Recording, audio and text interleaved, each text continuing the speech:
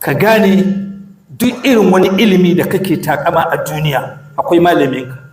Ko me kake takama, ka fi kowa iya magana, ka fi kowa haddace hadisai, wallahi wani malami ya fi ka.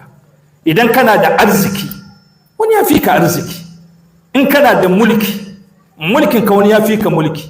In kana da kyau, wani ya fi ka kyau. In sutura ne, ba wani abu da mutum kake da shi a duniya face sai wani ya fi ka.